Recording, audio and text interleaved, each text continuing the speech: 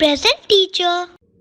Hello champions, आज हम लोग रैशनल नंबर्स के जो लास्ट ऑपरेशन होता है डिवीजन, उसके बारे में हम लोग स्टडी करेंगे। ओके, तो लास्ट क्लास में हम लोगों ने ऑलरेडी एक टर्म पढ़ा था जिसका नाम था मल्टीप्लिकेटिव इनवर्स। ओके, तो मल्टीप्लिकेटिव इनवर्स को ही एक और नाम से हम लोग जानते हैं, उसको बोलते हैं हम लोग रेसिप्रोकल। ओके, किसी भी नंबर का मल्टीप्लिकेटिव इनवर्स किसी नंबर के रिस्पेक्ट में, ओके, उसी का अलग एक दूसरा नाम देते हैं हम लोग reciprocal of a rational number. Understood? तो हम लोग थोड़ा सा उसको रिवाइज कर लेते हैं, क्या हमने पढ़ा था। ओके, और कैसे इसको हम लोग डिवीजन में यूज करते हैं। ओके, तो बोल रहा है कि if the product of to rational number is 1, बोल रहा है कि दो रैशनल नंबर्स जिसका प्रोडक्ट 1 हो, then each one is called the reciprocal of other. मतलब एक दूसरे का क्या बोलते हैं, उन लोगों को रेसिप्रोकल बोलते हैं। अंडरस्टूड? दो रैशनल नंबर है, दोनों को मल्टीप्लाई करेंगे, अगर प्रोडक्ट 1 आता है तो दोनों रैशनल नंबर्स को एक दूसरे का क्या बोलेंगे हम लोग, रेसिप्रोकल बोलते हैं। ओके, और यही चीज हम लोगों ने देखा था, क्या मल्टीप्लिकेटिव इनवर्स भी सेम नंबर को हम लोगों ने बोला था, right. Thus the reciprocal of a upon b is equals to b upon a। क्यों ऐसा है? क्योंकि जब दोनों को मल्टीप्लाई करेंगे, जब यहाँ पे मान लीजिए मल्टीप्लाई करेंगे तो क्या होगा, ये a कैंसिल कर देगा इसको और ये b कैंसिल कर देगा इसको, राइट।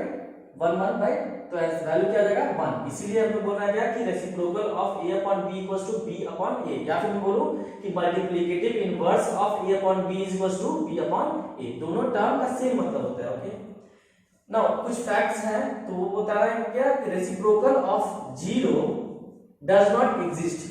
0 का रेसिप्रोकल एग्जिस्ट नहीं करता है, या फिर 0 का मल्टीप्लिकेटिव इनवर्स नहीं एग्जिस्ट नहीं करता है। क्यों? क्योंकि 0 का मल्टीप्लिकेटिव इनवर्स अगर हम लिखेंगे तो क्या होगा, देखिए यहां पे बेसिकली क्या हो रहा है, इसका रेसिप्रोकल लिख रहे हैं, फिर मल्टीप्लिकेटिव इनवर्स जब लिख रहे हैं हम लोग, तो इसका मतलब क्या हो रहा है, डिनोमिनेटर ऊपर में चला जा रहा है और न्यूमरेटर नीचे आ जा रहा है, राइट। तो हम लोग क्या आ रहा है, ये रेसिप्रोकल आ रहा है, राइट।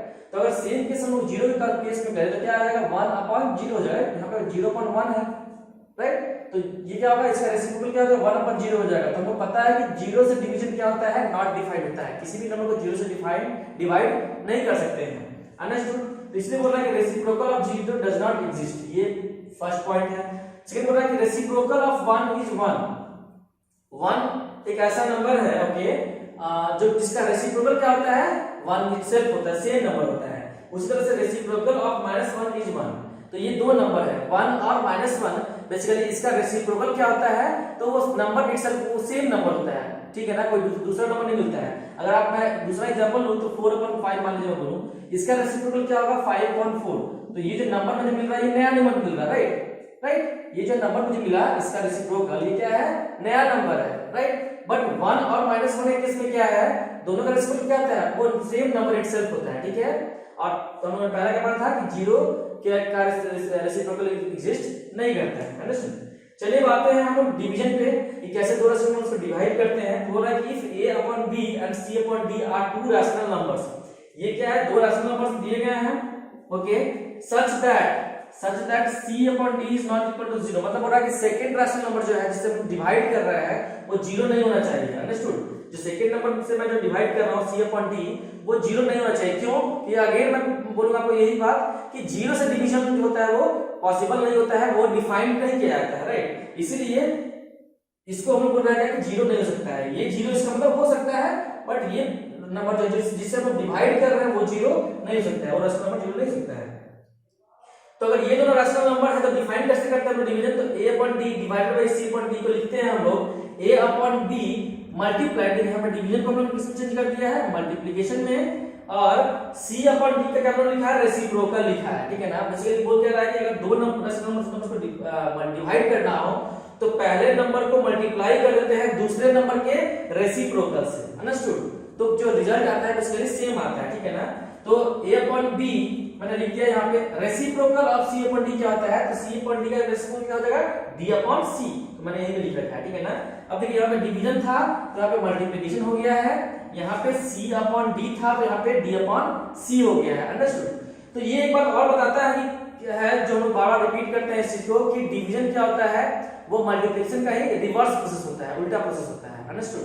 तो आपको करना क्या है, बेसिकली आपको करना क्या है, पहले नंबर को एज इट इज लिखना है और सेकंड नंबर का रेसिप्रोकल लिख करके मल्टीप्लाई कर देना है। तो जो आंसर आएगा ना बेसिकली वो क्या होगा, वो कोशेंट होगा, वो बेसिकली क्या होगा, इस दोनों का कोशेंट होगा। अंडरस्टूड? चलिए तो एग्जांपल लेते हैं हम लोग। अब यहाँ पे 16/21 जो है उसको डिवाइड करना है -8/9 से। ओके, तो कैसे डिवाइड करेंगे हम लोग? तो इसको हम लोग करेंगे क्या, 16/21 राइट कर देंगे, डिवीजन की जगह मल्टीप्लाई कर देंगे। अंडरस्टूड? और इसका रेसिप्रोकल लिख देंगे। इसका रेसिप्रोकल क्या होगा? तो 9/-8 राइट। क्या करेंगे हम लोग? डिनोमिनेटर न्यूमरेटर बन जाएगा और न्यूमरेटर डिनोमिनेटर बन जाएगा। ओके, नाउ यहाँ पे नीचे माइनस जो है वो स्टैंडर्ड में नहीं आता है, इसलिए क्या करते हैं, इसको हम यहाँ पे हटा करके इसको हम ऊपर लिख सकते हैं हम लोग, और पता चल जाएगा क्यों नीचे से ऊपर लिख सकते हैं। ओके, अब करें क्या हम लोग? कैसे करते हैं हम लोग? न्यूमरेटर को न्यूमरेटर से मल्टीप्लाई करते हैं और डिनोमिनेटर को डिनोमिनेटर से मल्टीप्लाई करते हैं। ठीक है, तो मल्टीप्लाई कर देते हैं हम लोग। Okay, understood? Any problem? No problem. अब करें क्या हम लोग? जो कॉमन डिवाइजर होगा ना उसे हम लोग कट कर देंगे। तो देखिए यहाँ पे क्या है, 8 है, यहाँ पे 16 है। 8 1 जा 8, 8 2 जा 16, तो कट कर देंगे। 8 1 जा 8, 8 2 जा 16 कर देंगे हम। यहाँ पे देखिए 3 3 जा 9 और 3 7 जा 21, तो 3 से डिवाइड कर देंगे तो -3 हो जाएगा और ये कितना हो जाएगा? 7 हो जाएगा। क्या कुछ और भी कट कर रहा है? तो नहीं कट कर रहा है, तो क्या हम लोग लिख देंगे आंसर यहाँ पे 2 into -3 कितना हो जाएगा? -6/7 into 1 कितना हो जाएगा? 7 हो जाएगा। अंडरस्टूड? Any problem? तो अब क्या करना है? देखिए अब इन जनरल आपको समझ में आ गया है। करना क्या है आपको? बेसिकली रेसिप्रोकल की बात नहीं करनी है आपको। करना क्या है? पहला नंबर लिख लेना है, डिवीजन की मल्टीप्लाई कर देना है और इस वाले को उल्टा कर देना है बस, और मल्टीप्लाई कर देना है। जो कॉमन डिवाइजर होगा उससे कट करते हैं डिनोमिनेटर को, और फिर लास्ट में दोनों मल्टीप्लाई करके लिख देंगे। ओके, चलिए दो क्वेश्चन और देखते हैं। बेसिकली ये दोनों क्या है? वर्ड प्रॉब्लम है।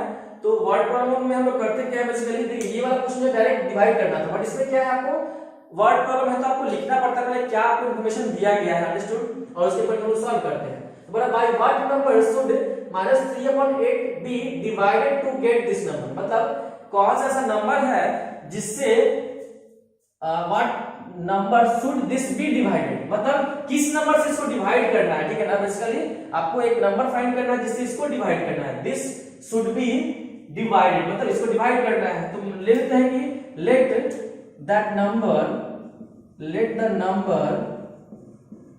इज इक्वल्स टू x मैंने ले लिया है। ओके, अब बोल रहा है क्या? डिवाइडेड टू गेट दिस मतलब क्या बोल रहा है कि -33/8 को डिवाइड करना है मुझे x से।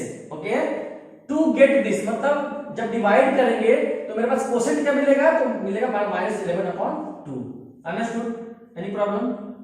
अब देखिए यहां पे क्या करना है आपको? x से डिवाइड करना है। ठीक है, अब देखिए अगर मैं इसको कन्वर्ट करूंगा तो क्या हो जाएगा? -33/8 into 1/x हो जाएगा इक्वल्स टू -11/2 हो जाएगा।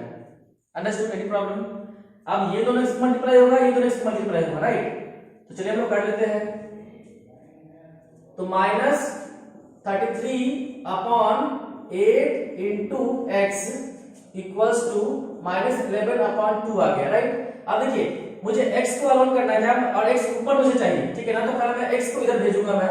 ठीक है, अगर x को इधर भेजता हूं तो क्या होगा? यहाँ पे x मल्टीप्लाई में, यहाँ पे क्या होगा? x ऊपर में आ जाएगा। नीचे डिवाइड में था तो x ऊपर में जाकर के मल्टीप्लाई हो जाएगा। ठीक है ना? क्रॉस मल्टीप्लाई मैं इसको कर रहा हूँ, इसको यहाँ से मल्टीप्लाई कर रहा हूँ। ओके, अब मुझे देखिए मुझे x को अलॉन छोड़ना है। ठीक है, मैं बड़ा होता जब भी x का वैल्यू फाइंड करना है, अननोन का वैल्यू फाइंड करना हो तो उसको इक्वल टू एक साइड में लिख देते हैं और बाकी सबको दूसरी साइड में कर देते हैं। ठीक है, और यहाँ पे 11 -11 और 2 जो है ये दोनों क्या प्रॉब्लम क्रिएट कर रहा है, इसको हम उधर भेजेंगे। तो बेसिकली करेंगे क्या हम लोग? देखिए एक्चुअली करते क्या है हम लोग? मुझे ये क्या है? मल्टीप्लाई में है, इसको क्या करेंगे? अगर मैं डिवाइड में कर दूं, ओके, अगर मैं 11 से डिवाइड कर दूं इसको, अगर मैं -11 से डिवाइड कर दूं इसको, ठीक है, और 2 से मल्टीप्लाई कर दूं, मतलब यहां पे अगर मैं 2 कर दूं, ठीक है, तो ये इसको कैंसिल कर देगा, ये इसको कैंसिल कर देगा, वैल्यू क्या आएगा? 1 into x हो जाएगा, राइट? तो मैं इससे मल्टीप्लाई कर रहा हूं। ठीक है ना? इसके रेसिप्रोकल से मैं बेसिकली मल्टीप्लाई कर रहा हूं। ओके, क्यों कर रहा हूं? ताकि ये दोनों का प्रोडक्ट क्या आ जाए? 1 आ जाए। अंडरस्टूड? अब बिकॉज़ मुझे इक्वल टू को होल्ड कराना है तो क्या करेंगे हम लोग? लेफ्ट साइड में क्या होगा? हम लोग इसी नंबर से क्या करेंगे? मल्टीप्लाई करेंगे हम लोग।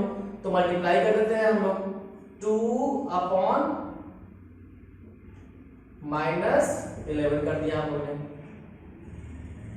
Okay, any problem? अब देखिए ये दोनों क्या हो जाएगा? 1 हो जाएगा, मुझे क्या बचेगा इधर राइट साइड में मुझे बचेगा x, और यहाँ पे क्या बच रहा है मुझे, मैं फिर से लिख देता हूँ आपको, यहाँ पे डिवाइड करेंगे हम लोग, माइनस माइनस प्लस हो जाएगा, ये कैंसिल कर देगा, 11 1 जा 11, 11 3 जा 33, अंडरस्टूड, और यहाँ पे क्या हो जाएगा 2 1 जा 2, 2 4 जा 8, तो यहाँ पे आंसर क्या हो जाएगा 3/4, अंडरस्टूड। समझ में आया बात को?